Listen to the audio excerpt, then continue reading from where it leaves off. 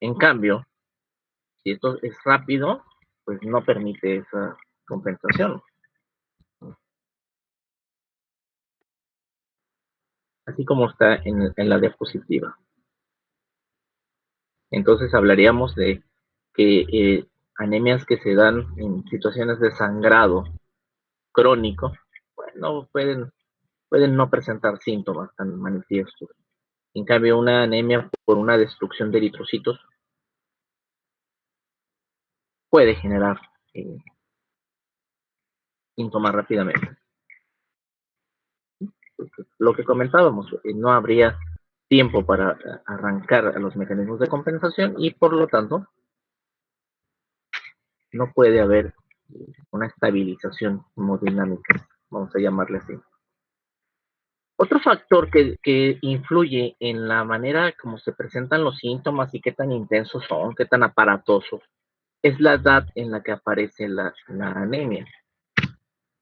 Se dice que el paciente joven va a tolerar mejor la anemia que un paciente adulto mayor. Sin embargo, aquí quisiera hacer un paréntesis, meterme un poco a lo que es el envejecimiento. Aquí más que nada, lo que tenemos son cambios cardiovasculares. Pero atención, aquí yo sé que hasta que lleguen a la clínica de gerontogeriatría se les va a hablar ampliamente de esto. Pero sí me gustaría que de una vez tengan las bases siguientes. No todos los adultos mayores son iguales.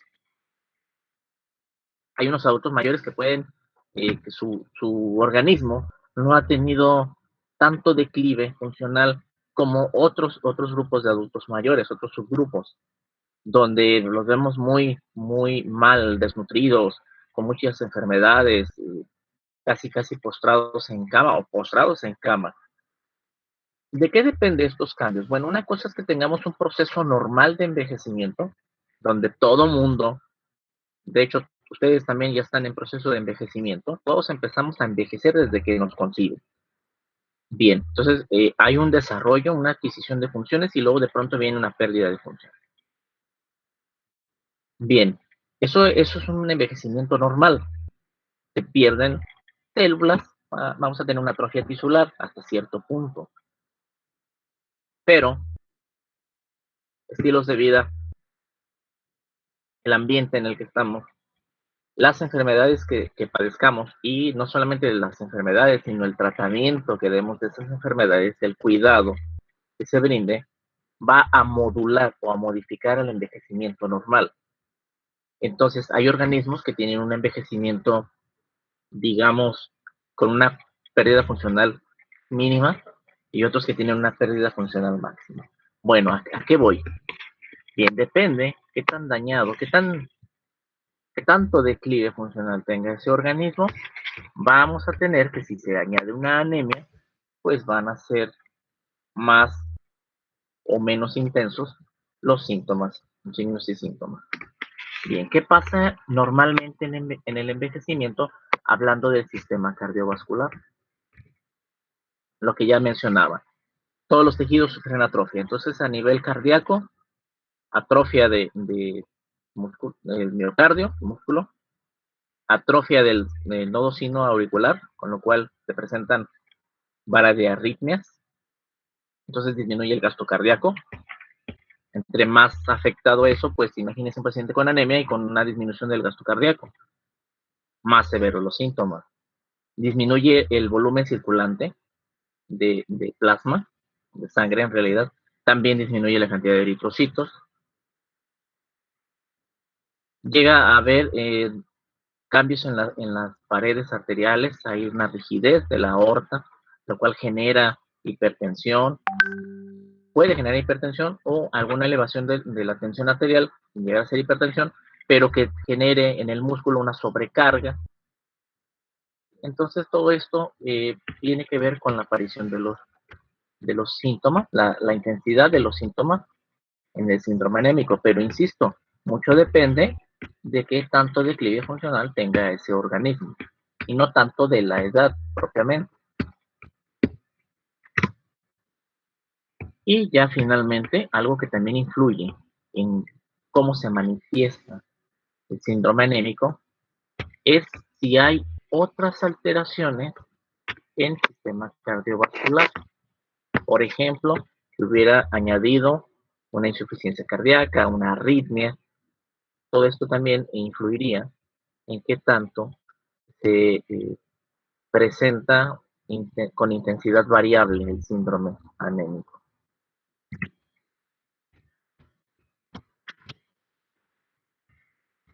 ¿Por qué? Porque la hipoxia tisular pues es más evidente.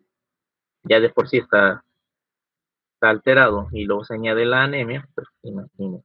Algo así como una insuficiencia cardíaca, que la anemia vendría a intensificarla. Un paciente con hipertiroidismo, que se le añada anemia, imagínense, de por sí ya el hipertiroidismo hace que se utilice demasiado oxígeno a nivel periférico, y ahora viene la anemia, pues son manifestaciones más intensas.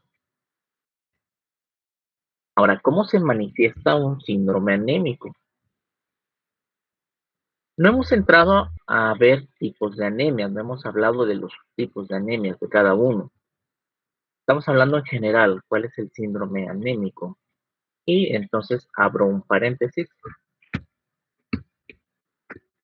breve paréntesis, para preguntarle a Sergio, inicio. ¿Cuáles son las manifestaciones del síndrome anémico?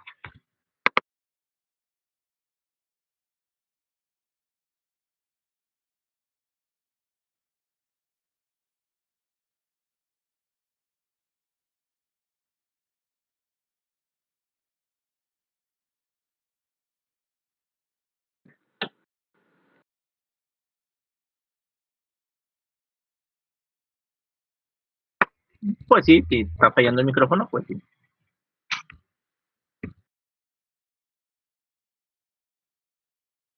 Pues acabando la respuesta de Sergio Vinicio, todos me ponen el presente para el pase de lista, por favor. Fatiga, palidez, ¿qué más? Debilidad.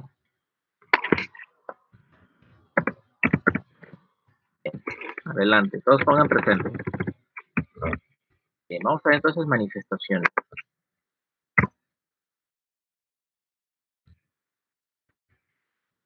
En toda anemia, vamos a encontrarnos con lo siguiente. Las manifestaciones van a estar dadas por, en principio, pues la disminución de la hemoglobina en sí, propiamente. Después, por la hipoxia tisular derivada. Luego, las manifestaciones tienen que ver con los mecanismos de compensación y algo que no debemos olvidar, pues depende del tipo de anemia, es decir, el mecanismo fisiopatológico de cada anemia va a dar unas manifestaciones específicas que están relacionadas a el propio síndrome anémico. Bien, en el caso de la disminución de la hemoglobina, nos vamos a encontrar con palidez. Recuerden que la hemoglobina pues le da el color rojo al eritrocito por el hierro que contiene. Entonces, en la piel vamos a ver palidez, en las membranas mucosas vamos a ver palidez, en mucosa oral, por ejemplo.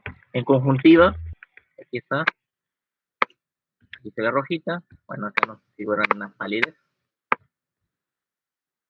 Y digo nos figura porque si ven el dedo del explorador también se volvió pálido, el explorador también está anémico. Es una representación nada más, pero nos sirve para evidenciar lo de la palidez. Y sobre todo en el lecho ungueal, es decir, en esta partecita de la uña, se puede notar la palidez. ¿Dónde es recomendable evaluar esta manifestación? Sobre todo en conjuntiva y en uñas, precisamente en el lecho ungueal. La piel puede tener cambios de pigmentación o puede tener una pigmentación muy intensa que no permita ver si el paciente está pálido. Y entonces la piel no se considera tan, para fines de exploración, pues determinante de palidez, como sería ver conjuntiva o ver lecho ungueal, es decir, el lecho de la uña. Luego, La hipoxia tisular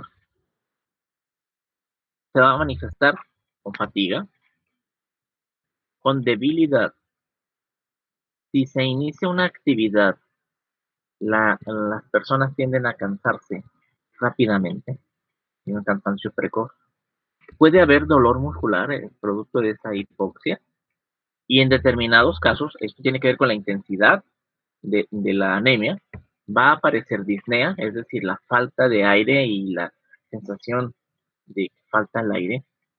La gente hace esfuerzo por respirar y ya en contadas ocasiones, mucho depende de qué tan afectado esté el corazón anteriormente a la anemia, puede haber dolor tipo anginoso, el dolor precordial, el dolor en la zona cardíaca, en ciertas ocasiones. Por ejemplo, personas que ya tengan alguna situación de menor perfusión al corazón, se viene la anemia y entonces ya se manifiesta la falta de oxígeno en el miocardio. Pero, insisto, pues son situaciones contadas y tiene que ser una anemia que es intensa. Ahora, aquí me equivoqué, aquí le voy a modificar ya después, no ahorita, ves, hipoxia cerebral. Hipoxia cerebral. Cuando hay hipoxia hacia el encéfalo, se va a manifestar con cefalea, dolor de cabeza. Vamos a encontrar visión borrosa. Puede haber vértigo, sobre todo entre más intensa la anemia, pues más es esta sensación de mareo o de vértigo. Y sobre todo algo muy importante, la persona no puede concentrarse. Incluso aquí debemos de tener en mente, bueno, no es nada más la capacidad de concentración. Tiene que haber otras funciones mentales superiores también que van a estar disminuidas. Se dificultaría el aprendizaje. Luego, ¿cuáles serían las manifestaciones por mecanismos de compensación? Hay que considerar que vamos a tener una vasoconstricción periférica. Esto es para redirigir la sangre hacia la parte central del organismo, para que se garantice la oxigenación de los órganos considerados vitales. Bien, entonces la piel, tejidos periféricos van a tener vasoconstricción. Por lo tanto, vamos a encontrar palidez de piel, de membranas mucosas, de conjuntivas y de lechos fungiales. Aquí vamos a ponerle palidez, lo pongo al rato, antes de resubirlo al módulo. Y aquí entonces los mecanismos de compensación pues nos causan palidez. Otros mecanismos de compensación, bueno, para que haya vasoconstricción periférica pues tiene que activarse el sistema nervioso autónomo y vamos a tener liberación de catecolamina. Por lo tanto vamos a tener taquicardia, palpitaciones,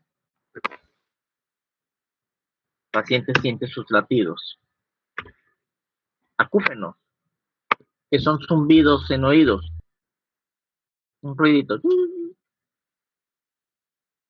pero es por el flujo de sangre que genera un ruido que el oído lo detecta como ese zumbidito. De hecho, muchos de esos zumbidos que tienen las personas a veces tienen que ver con turbulencias que se van formando en ciertos vasos sanguíneos o porque se está presionando alguna arteria y eso origina la turbulencia y se detecta como un zumbido, el acúfeno.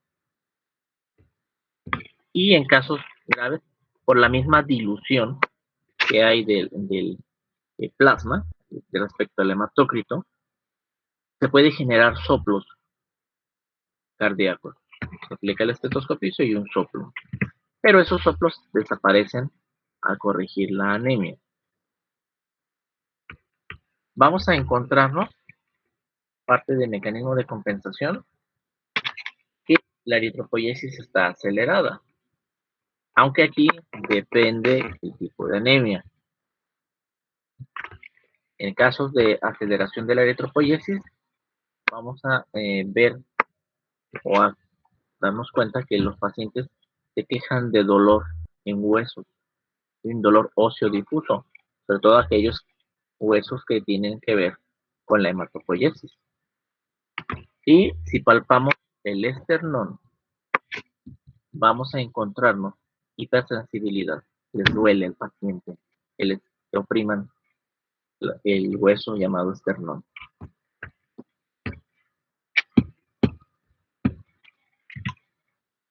Y ya cuando hay una insuficiencia, digo, una anemia grave, pueden desarrollarse, fíjense bien, hipertrofia de ventrículo e insuficiencia cardíaca de alto gasto. Ahorita explico qué significa esto de alto gasto. Pero, ¿en quiénes se va a ver esta complicación? Bueno, aquellos que tengan ya una alteración en el corazón antes de que estuviera la anemia, lo que comentábamos, ¿no? Tiene arritmias, puede tener alguna lesión, bueno, estenosis de arterias del corazón, arterias coronarias, que están bien compensadas, pero de pronto con el síndrome anémico se intensifica y entonces aparecen otras complicaciones. Bien, en estas personas es donde se puede dar estas complicaciones. Ahora, ¿qué significa insuficiencia cardíaca de alto gasto? Alto gasto se refiere al gasto cardíaco, que tanto volumen sanguíneo es expulsado por parte del corazón. Bueno, en estos casos, la anemia, como el problema no está en el corazón propiamente, el corazón funciona bien, puede hacer su función de contracción y aumentar la frecuencia con la que se contrae. Bueno, entonces esto va a elevar el gasto cardíaco, es decir, se va a expulsar más sangre por minuto. Sin embargo, como hay anemia, pues no alcanza a nutrir adecuadamente a los tejidos. Y eso se conoce como insuficiencia cardíaca de alto gasto. Bien, no había visto el chat, Sergio Vinicio. Sí, de extremidades frías. ¿Por qué? Porque hay vasoconstricción en la piel. Eso va a originar que no haya suficiente calor difundiendo desde la arteria y por lo tanto, pues se palpa frío o frías las extremidades. Ahora hay que tener en mente lo siguiente. En condiciones normales, si ustedes recuerdan, en fisiología les explicaron que no se libera todo el oxígeno que va en la sangre arterial. Es decir, la sangre arterial, los eritrocitos que van ahí, liberan una parte del oxígeno. En este caso se habla de un 25%. De manera que regresan al corazón con una cantidad de oxígeno, no van completamente desoxigenados. En este caso se habla de que libera un 25%, normalmente. Pero en caso de anemia, puede ser que liberen hasta un 60% de la hemoglobina. ¿Por qué? Porque los tejidos necesitan más. Entonces hay que garantizar el aporte de oxígeno. Este sería un mecanismo de compensación que en cierta medida, cuando la anemia es progresiva, lenta, pues evita que aparezcan manifestaciones o que estas sean muy evidentes, muy intensas. ¿Por qué? Porque de alguna manera sigue llegando una cantidad apropiada de oxígeno a los tejidos.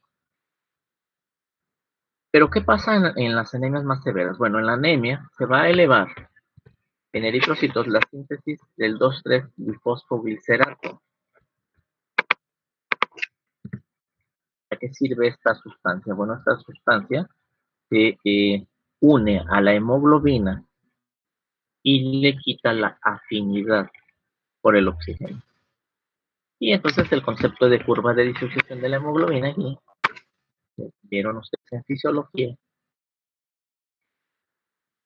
nos indica que al haber el 2,3-difosfoglicerato, esta afinidad disminuye y por lo tanto es más fácil que se libere el oxígeno hacia los tejidos.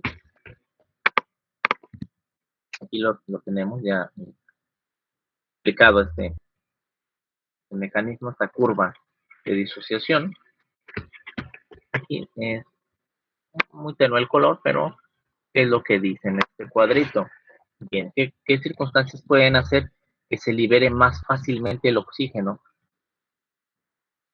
desde la hemoglobina de los eritrocitos? Bueno, aumentos de temperatura, estaríamos hablando de fiebre, o bien cuando el pH disminuye, en casos de acidosis puede liberarse más fácilmente el oxígeno. Y aquí está lo que tenemos, la sustancia del 2,3-bifosfoglicerato, lo que hace es unirse a las cadenas de hemoglobina, aquí nos dice cadenas beta, y facilita entonces que se libere el oxígeno a los tejidos. Y esto es lo que ocurre en anemia. Por eso es que en cierto momento la anemia no tiene tanto peso a generar manifestaciones. Ya con otros niveles de hemoglobina, digo, bajos, pues ya ocurre la presentación o la ocurrencia de síntomas, ¿sí? Que se originan los síntomas. Y entonces por debajo de 8 gramos por decilitro de hemoglobina, la compensación es aumentando el gasto cardíaco, pero hasta cierto punto va a funcionar. Puede haber compensación hasta cifras de hemoglobina de 5 gramos por decilitro, pero vamos, esta compensación pues es muy teórica lo que nos está diciendo el autor. Aquí mucho depende, insisto, de cómo esté en condiciones generales el resto del organismo. Si hay una buena reserva funcional, puede tolerar hemoglobinas bajas, menos de 8. Si no hay una adecuada compensación, una reserva cardíaca, perdón, adecuada, no se puede mantener la homeostasis y por lo tanto, pues se presentan los síntomas. Y aquí este cuadrito que,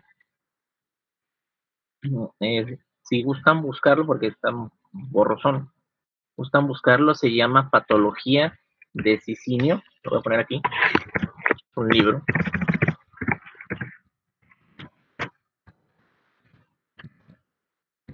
No le digan al maestro de patología o su maestra de patología, pero prefiero al Robin. Cicinio de Castro se llama.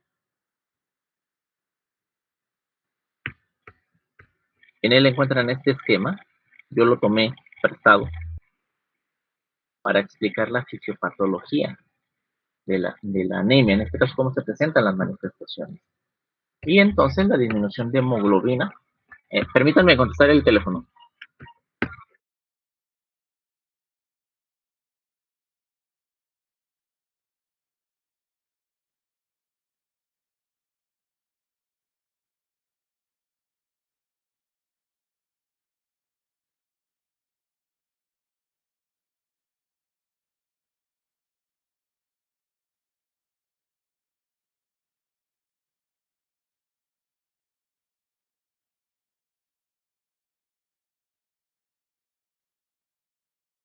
Perdón, regresamos. Entonces, disminución de hemoglobina, pues genera hipoxia.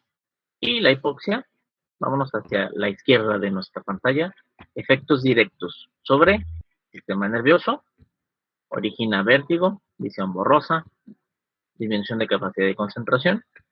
Sobre el músculo, puede generar astenia, es decir, cansancio, sensación de debilidad, puede generar dolor.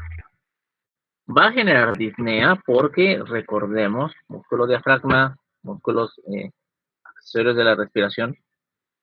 Bueno, ahora por otra parte la hipoxia va a generar mecanismos de compensación donde se va a elevar el estímulo del centro respiratorio, va a generar taquipnea, va a generar disnea, en consecuencia vamos a tener aumento del gasto cardíaco con taquicardia, palpitaciones, acúfeno, soplo, el aumento de la presión diferencial, es decir, se hace una resta, bueno, no entro a este concepto de tensión arterial media, no sé si lo vieron en fisiología, si vieron tensión arterial media.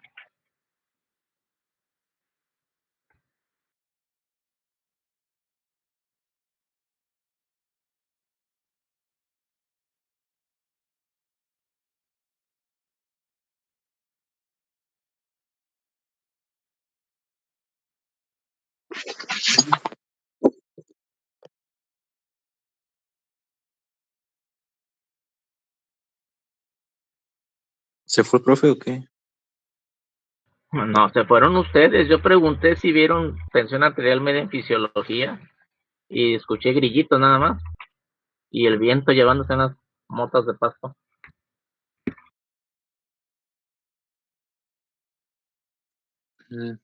La verdad no recordamos. Bueno, al menos yo no recuerdo muy bien, profe. Si lo vimos, no me acuerdo bien qué es. Bien. Para que recuerden que la tensión arterial tiene dos componentes, un sistólico y un diastólico. Entonces el sistólico tiene que ver con la contracción del ventrículo izquierdo, mientras que el diastólico corresponde a la relajación. Bien, ¿qué pasa en esos eventos de la tensión arterial? ¿Qué pasa en arterias? Se debe de garantizar la perfusión a los tejidos. Es decir, no es nada más la perfusión, no está ocurriendo solamente en la sístole, sino que se tiene que mantener en la diástole. Y entonces hay un parámetro que se conoce como tensión arterial media. Tensión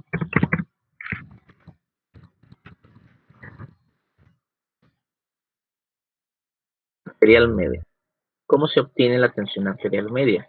Se resta la diastólica a la sistólica, luego se divide el resultado entre 3 y este resultado se suma a la sistólica.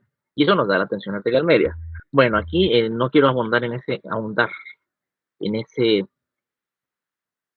parámetro porque lo vamos a explicar más adelante en hipertensión, ya con calma. Aquí lo que me interesa es de que tanto entre entre la sistólica como en la diastólica hay un espacio, hay una eh, diferencia. Bueno, aquí lo que nos indica es que se va a hacer más grande esa diferencia. Si hablamos de 120-80, pues la diferencia es 40. Pero aquí nos dice, bueno, vamos a tener un aumento de esta presión diferencial.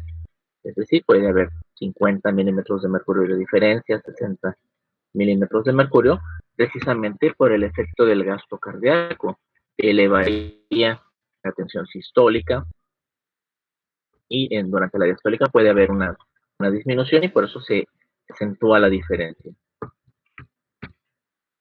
En el caso de la redistribución de gasto cardíaco, vamos a encontrarnos con dos fenómenos.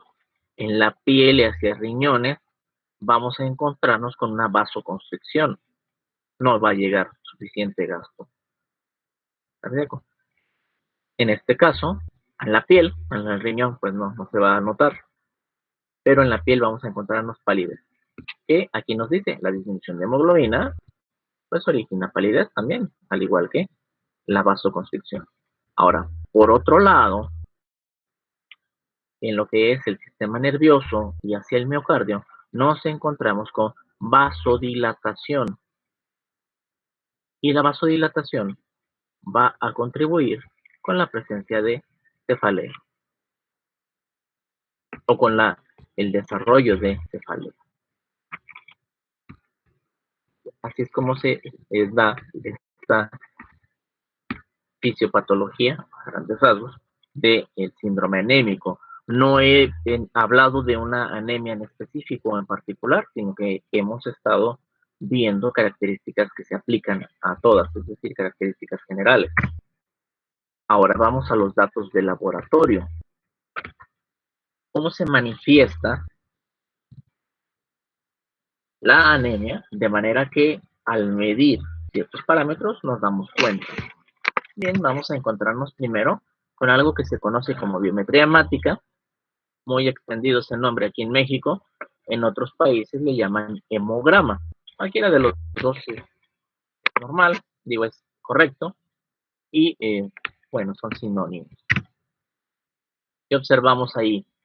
Bueno, el primer parámetro es índice de tamaño,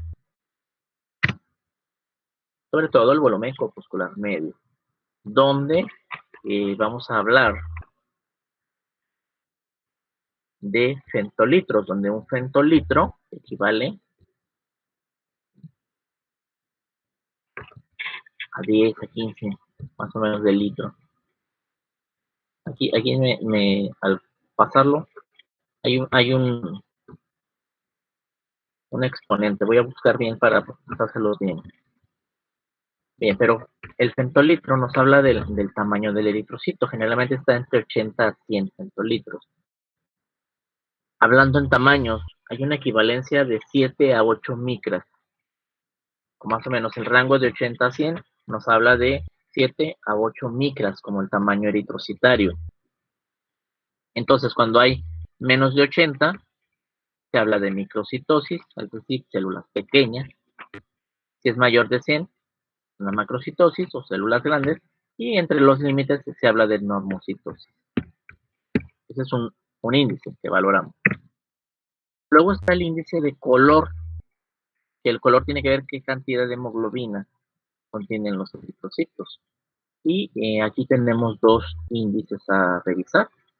Está la hemoglobina corpuscular media, que es la cantidad en promedio que un eritrocito tiene de hemoglobina. Y tenemos la concentración corpuscular media de hemoglobina. Fíjense bien que es la concentración de hemoglobina en cada eritrocito. La que nos dice el color, vamos a llamarla así, de los eritrocitos es la concentración corpuscular media de hemoglobina. Si hay descenso, se habla de una hipocromía, cromos color, hipo, menor, bajo, poco. Entonces, hay poco color.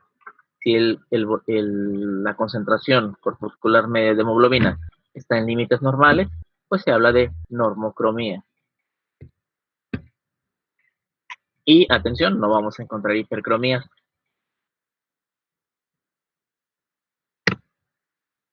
Otro parámetro que hay que estar muy al pendiente es el llamado índice de homogeneidad. Homogéneo, pues se refiere a algo que tiene o a conjunto de elementos que entre sí guardan características similares. En este caso, el parámetro a evaluar es el conocido como amplitud de la distribución del tamaño eritrocitario, que en los reportes de biometría hemática lo ponen como RDW o W. ¿Gustan? ¿Sí? Amplitud de la distribución del tamaño eritrocitario. ¿Qué significa esto? Bueno, aquí nos habla de qué tanto el tamaño de los eritrocitos guarda uniformidad. Si no hay variaciones en el tamaño. Bien, entonces, si encontramos normal, amplitud de distribución nos habla de que los eritrocitos guardan características similares. En cambio, cuando está por debajo del normal, aquí me faltó ponerle cuando está por debajo del normal,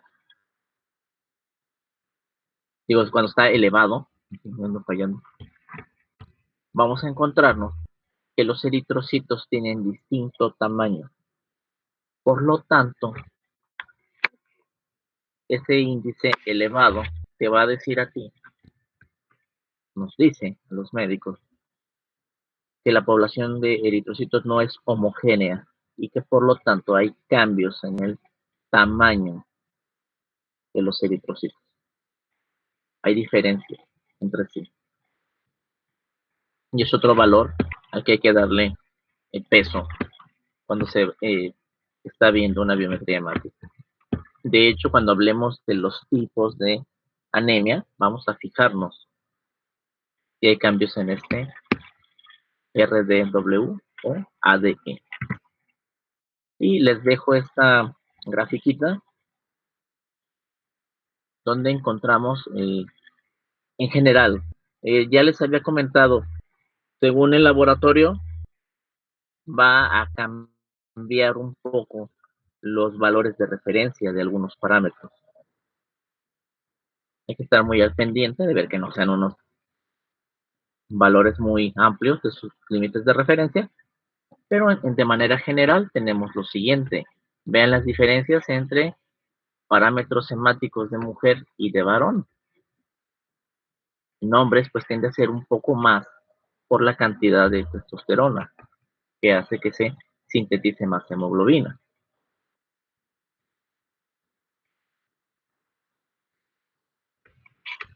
Entonces, más eritrocitos, más hemoglobina, más hematocrito. Aunque ya los parámetros eritrocitarios propiamente pues, se mantienen muy similares. Y fuera de la tabla, añadí reticulocitos, que es un porcentaje de estas células respecto a todo el total de eritrocitos, va desde el 0.2 al 2%. Hay laboratorios que dicen hasta 2.5, hasta 3%. Bueno, cada laboratorio le da el valor.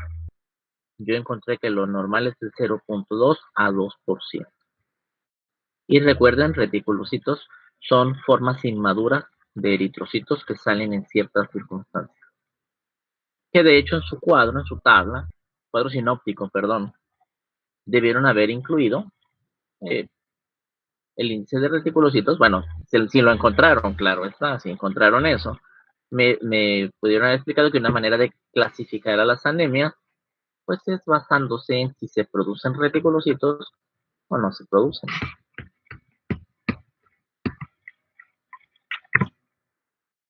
Y ya por último, otra cosa que es interesante, que de hecho me he topado con que ciertos laboratorios lo hacen.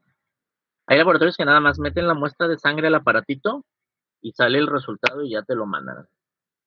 Aquí está su biometría hemática. En otros hay citólogos, técnicos citólogos, que tienen experiencia viendo frotis de sangre periférica y entonces pueden observar las características del eritrocito. Y se pueden poner ahí en el reporte, se observaron eritrocitos de tal forma.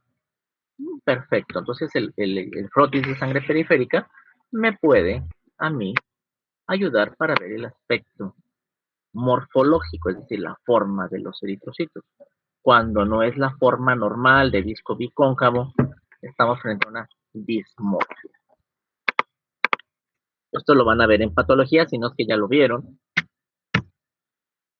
Y aquí es donde encontramos un concepto que es poiquilocitos, que habla que tienen diferente forma. Hay técnicos citólogos que te reportan, se observaron poiquilocitos. Bien, perfecto. Quiere decir que hay alteraciones en la forma, pero hasta ahí. En cambio, hay otros técnicos citólogos o químicos también, técnicos de laboratorio, que te dicen, encontramos lo siguiente. Y entonces te dicen, encontramos un eliptocito. Ay Dios, ¿qué es eso? Encontramos acantocitos, células endianas, las 5. Bueno, tienen términos de fisiopatología, pues esto no es muy necesario, pero esto sí es para patología. Y simplemente ilustro que el estudio periférico, un frotis de sangre periférica puede ayudar a determinar qué está ocurriendo en ese contexto de anemia. A ver si se alcanzan a distinguir, ¿es pregunta para los compañeros o para mí? Ahí sí no, ya me perdí un poquito. Ah, bueno, sí, pues, sí se ven. De hecho, me he topado, fíjate, me he topado con reportes de biometría hemática que no solamente hablan de los eritrocitos, hablan de los leucocitos. Te dicen, encontramos leucocitos con tal alteración. Ah, caray. ¿Sí? O sea, sí, ellos con el microscopio óptico sí lo alcanzan a distinguir. Y claro, también aquí mucho depende de qué tanta experiencia tiene la persona que esté haciendo el reporte. Sí, depende, insisto, depende de la experiencia de la persona. Hay técnicos que se limitan a meter la muestra al aparatito y ya les da los parámetros y se acabó el estudio, ¿no?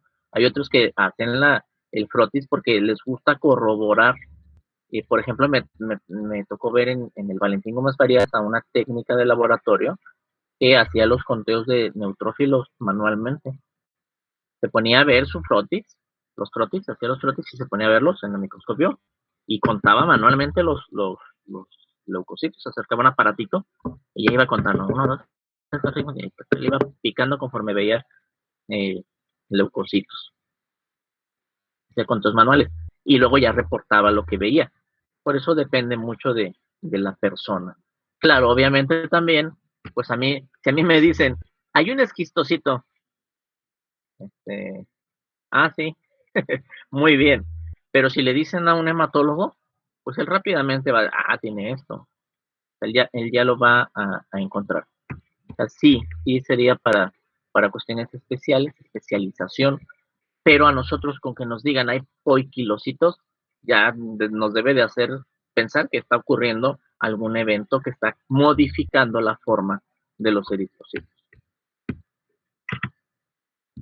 Bien, y causas de anemia. Bueno, ¿cuáles puse yo aquí? En general. La pérdida hemática excesiva, es decir, hemorragia. La destrucción de eritrocitos, es decir, hemólisis. Y finalmente, producción insuficiente de eritrocitos o eritrocitaria insuficiente, que se da en dos contextos, perdón. Que haya carencia de elementos nutricionales, es decir, para formar nuevos eritrocitos, no se obtiene vía dietética los elementos, o bien si se están obteniendo, pero la médula ósea no sus nutrientes para fabricar nuevos eritrocitos. Y entonces hablamos de una insuficiencia medular. Esta es una manera que yo encontré de cómo se clasifican las anemias y tiene mucho que ver con el evento fisiopatológico o con el mecanismo fisiopatológico. Por eso es que yo la considero aquí. Y vamos a cambiar de diapositiva, de presentación.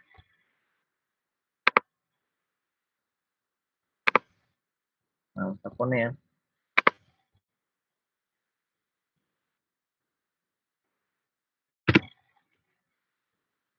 anemias por pérdida sanguínea o pérdida hemática.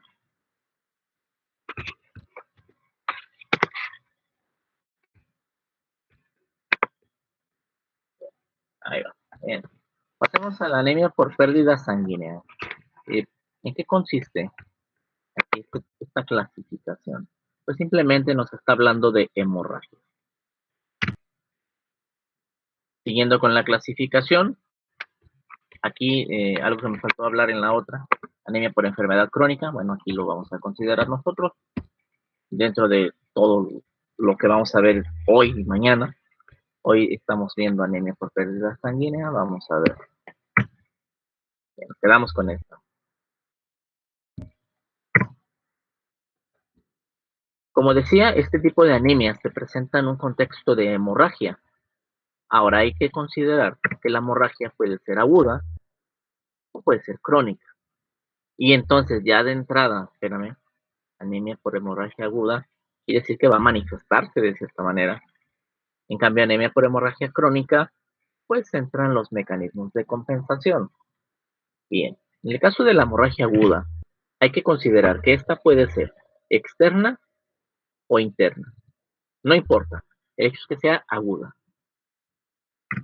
Y puede ser un traumatismo de grandes vasos, una lesión cortante,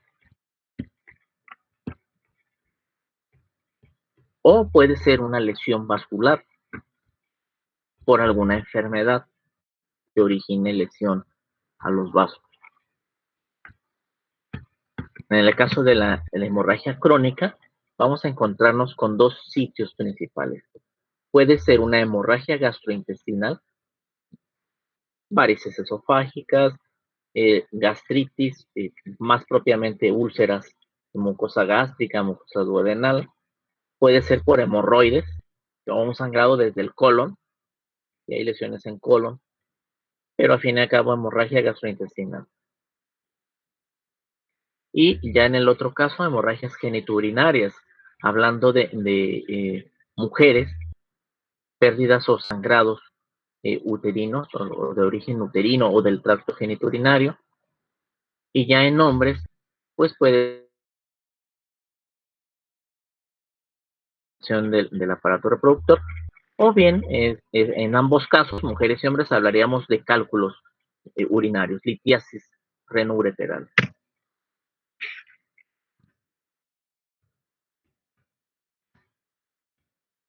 En el caso de la anemia por hemorragia aguda, el problema no es que se presente la anemia como tal, sino las consecuencias de la pérdida de volumen sanguíneo. Es decir, puede haber hipotensión, sería lo más leve, que esta hipotensión progrese hasta ser una insuficiencia vascular, es decir, un shock o choque, y dar un colapso circulatorio y posteriormente llevar a la muerte. Recuerden que habíamos comentado, en el caso de los choques circulatorios, pues vamos a tener una disminución de la perfusión a tejidos y se va a presentar la falla orgánica múltiple. Y esto progresa a muerte. El problema con las hemorragias agudas. Ahora, para suplir el volumen que está saliendo, que se está perdiendo vía la hemorragia, el organismo echa mano de las reservas de agua que hay dentro de la célula, es decir, del volumen, el compartimento intracelular.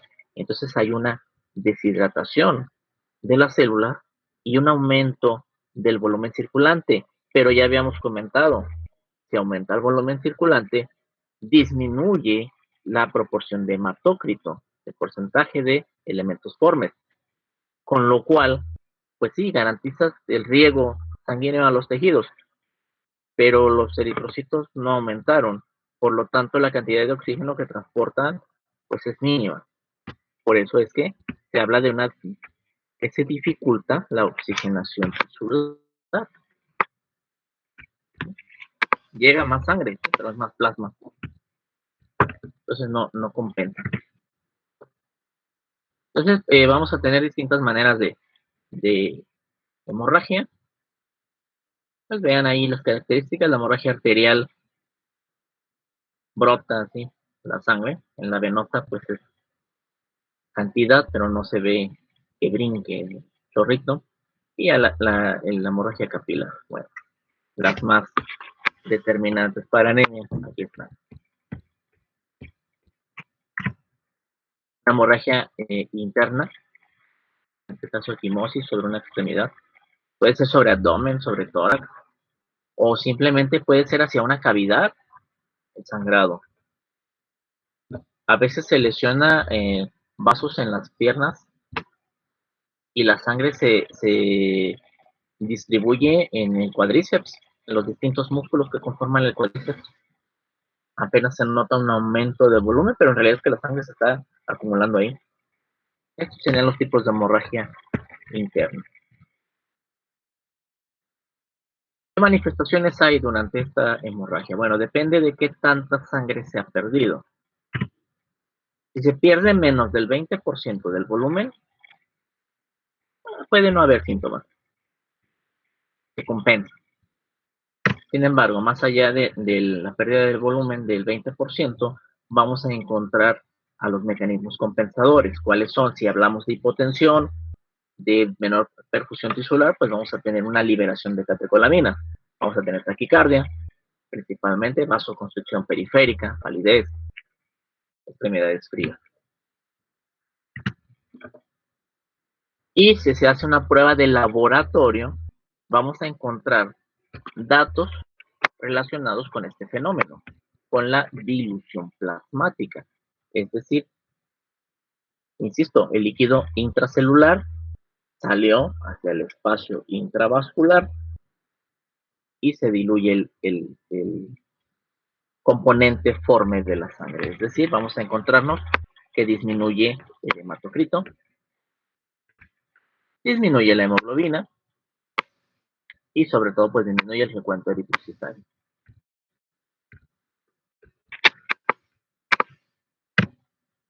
vamos a encontrar normocitosis porque se perdieron eritrocitos de una manera muy rápida, no hay pérdida de otros elementos.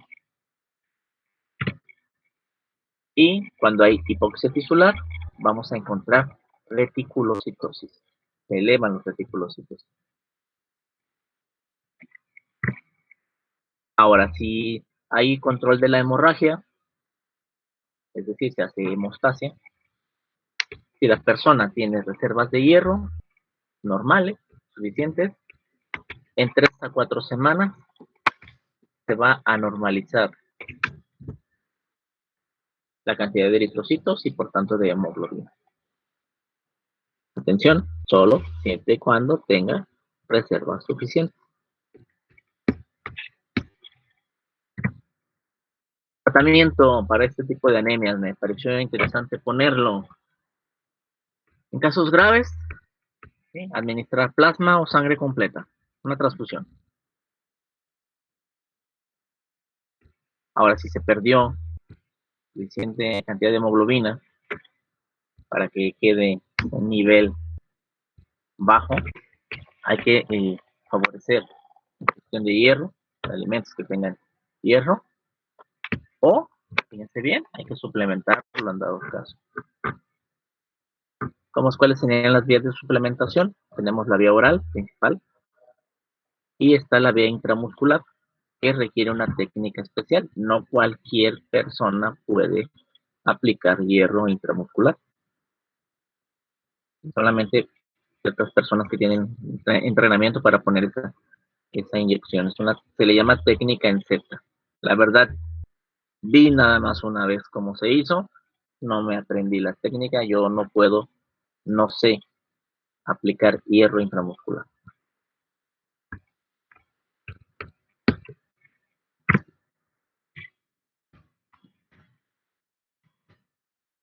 Bien, siguiendo con la anemia por pérdida hemática, pues vamos al apartado de hemorragia crónica, donde pues ya comentábamos, son 2 zonas o 2 aparatos donde puede haber la pérdida sanguínea. Sobre todo aquí la característica es que son pérdidas mínimas pero constantes. Es decir, hay una pérdida de cantidad baja de sangre, pero está sucediendo día con día. Bueno, ¿en qué circunstancias? Ya habíamos dicho. En el caso del aparato gastrointestinal, principalmente lo que estamos viendo en pantalla. Claro, siempre y cuando no sean sangrados intensos. Por ejemplo, varices esofágicas que se rompan. El sangrado va a ser intenso. Una úlcera péptica también que se perfore. Sangrado intenso.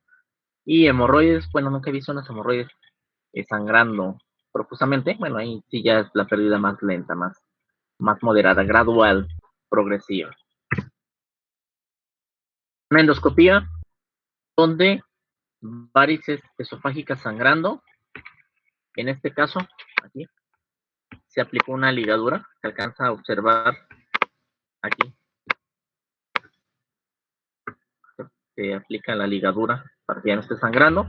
Esta sigue sangrando. Bueno, varices esofágicas. Y ya hablando del aparato genitourinario, pues las vías urinarias son factor de pérdida, principalmente lesiones de vía urinaria por cálculos, por litos que se formaron en riñón y que rasparon las paredes de los conductos, o en el caso de las mujeres, pues alteraciones menstruales, sobre todo alteraciones que cursen con incremento de pérdidas por menstruación, como pudiera ser miomas uterinos, que incrementan la superficie del útero y por lo tanto más sangrado al momento de la menstruación, y que pues estos sangrados van haciendo una pérdida con el tiempo, pérdida de sangre. Una hematuria macroscópica, pero generalmente, bueno, aquí lo puse para ilustrar una hematuria, pero lo habitual es que las hematurias no se detecten macroscópicamente. se detecta con un examen de laboratorio, un estudio microscópico. Lo habitual que este tipo de pérdidas sanguíneas pues sea para una hemorragia crónica, pues son pérdidas microscópicas. Ya si vemos una hemorragia macroscópica, una hematuria macroscópica, pues estamos yéndonos a lo previo, a una hemorragia aguda. Ahora fíjense bien, algo importante, el carácter crónico de este tipo de anemia hace que se pongan en marcha los mecanismos de compensación. Por lo tanto, pues no se va a notar tan intenso las manifestaciones. De hecho, va a haber una reposición de volumen. ¿Sí? No hay afectación de ese volumen, pero aquí el problema es la suplementación de hierro, que puede generar anemia ferropénica. Si las personas afectadas están consumiendo adecuadamente hierro, suplementando sus pérdidas, pues no se va a presentar ningún problema. Pero si hubiera añadido una baja ingesta de hierro o una utilización de ese hierro acelerado, es cuando se va a notar.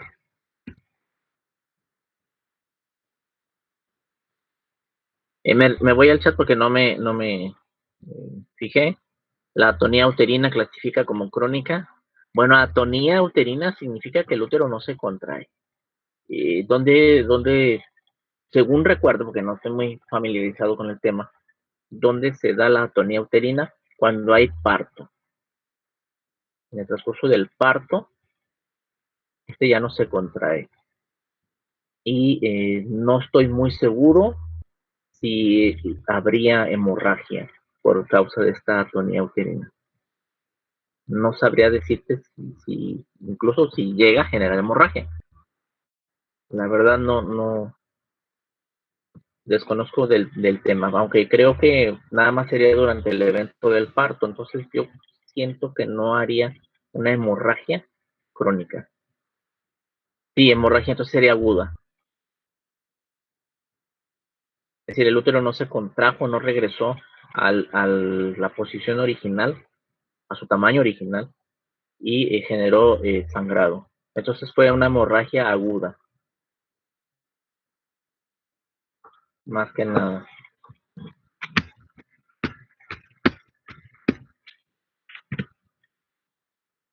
Ahora, fíjense bien, durante las hemorragias crónicas, algo curioso, la persona no se da cuenta que tiene la hemorragia, insisto, son más que nada cuestiones microscópicas, incluso en sangrados de tubo digestivo, las heces van a estar normales, pero se hace un estudio que se llama coprológico, dentro del coprológico se hace sangrado oculto en heces, o se practica ese examen, y se detecta sangrados microscópicos.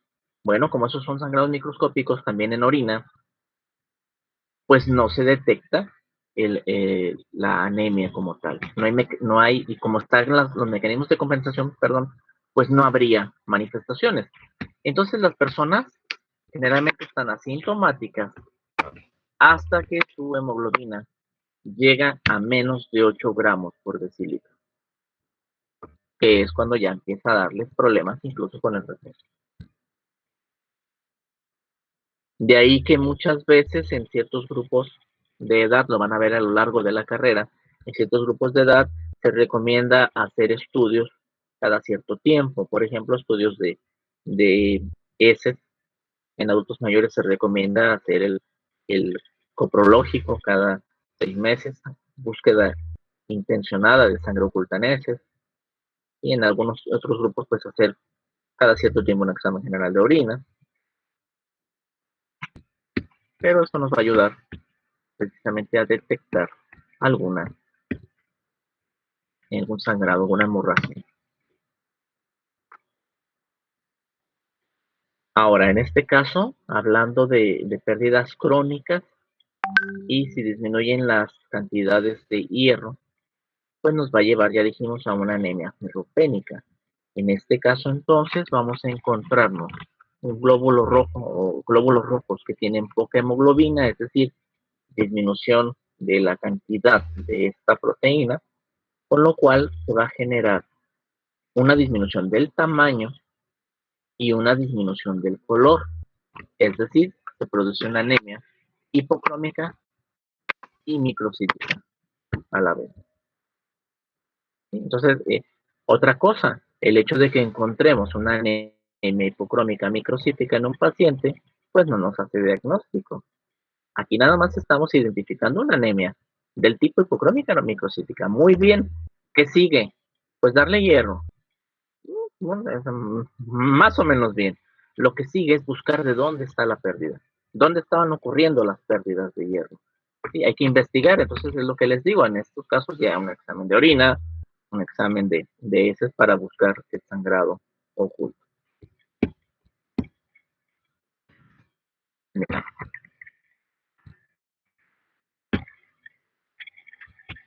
Bien, hasta aquí, ¿cómo vamos? ¿Dudas? ¿Preguntas?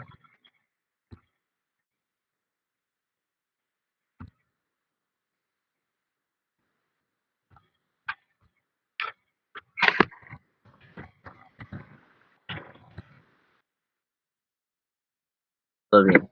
Bueno, háganme un favor, otra vez pónganle pase de lista, porque luego aquí me da sorpresas el Meet, a veces no me los marca. Pónganle de una vez, por favor, pase de listo, pase de listo. Bien, entonces el día de hoy recapitulamos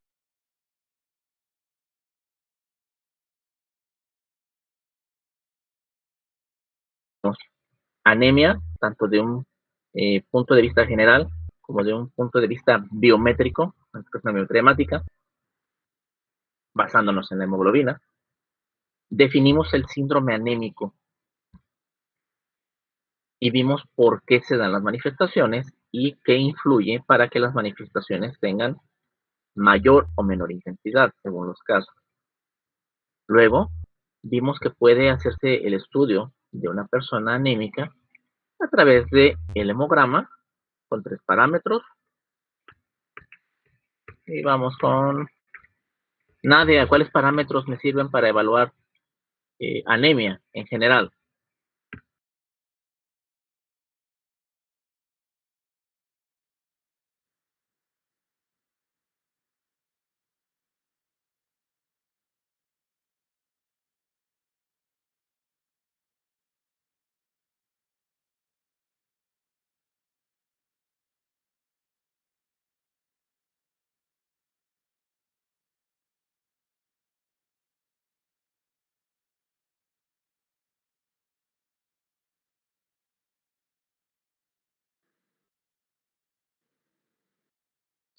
Maestro, ¿que no era por edad y sexo? No, esos parámetros no me sirven para valorar anemia. Hay parámetros en la biometría. ¿Cuáles son? BCM.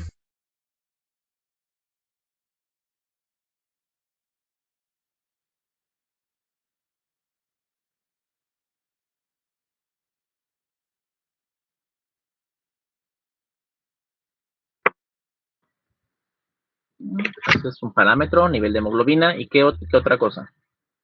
Hemátocrito. ¿Qué más? Dije uno muy importante. De hecho, casi nadie le hace caso a ese parámetro. Pobrecito, lo tiene muy olvidado. Las plaquetas. No, las plaquetas no me sirven para ver anemia. Me sirven para específicamente un tipo de anemia, sí. Hasta allí. Pero hay otros parámetros. Ya dijeron, volumen muscular medio, concentración media de hemoglobina. Y falta otro, muy importante. Y les digo, casi nadie le hace caso, por eso lo tiene bien abandonado.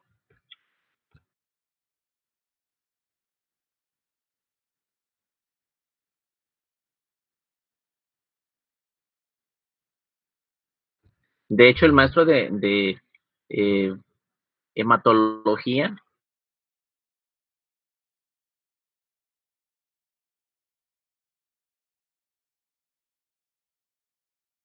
el ancho de distribución o R de W. Muy bien. Comentábamos que ese nos indica, ¿qué cosa nos indica?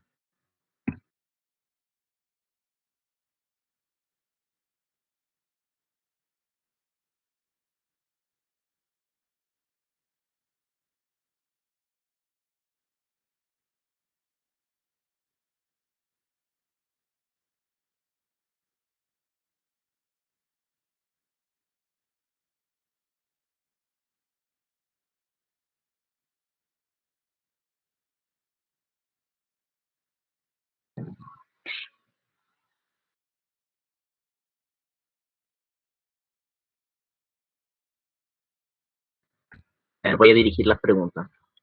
Fátima, ¿qué indica el RDW?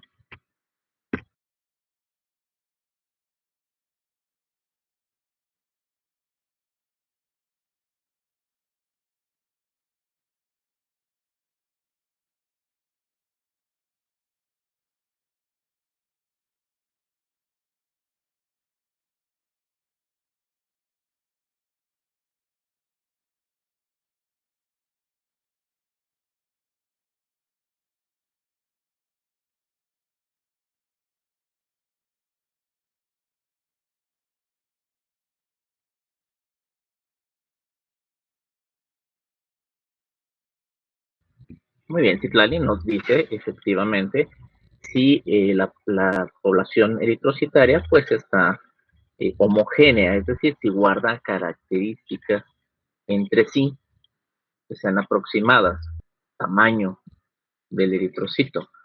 Muy bien. Y Jocelyn, reticulocitos está bien, es un buen parámetro. Bueno, yo me refería a en general que puede servir para evaluar.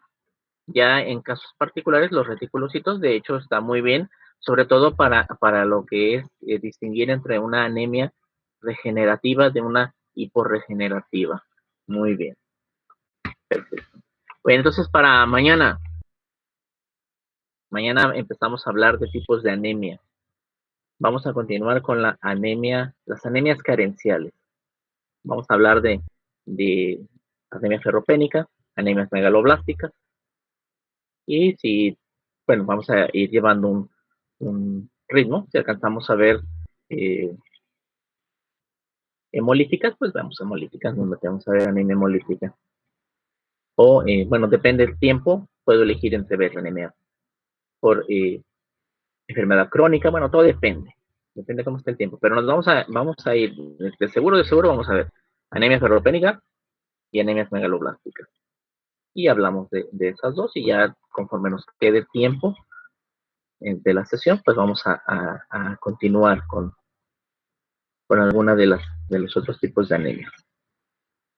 Vean, por favor, lo que ya comentamos. Hoy, es más, en cuanto dejemos la sesión, voy a modificar el PDF que hice, voy a cambiar, corregir esos errores que tiene y añadir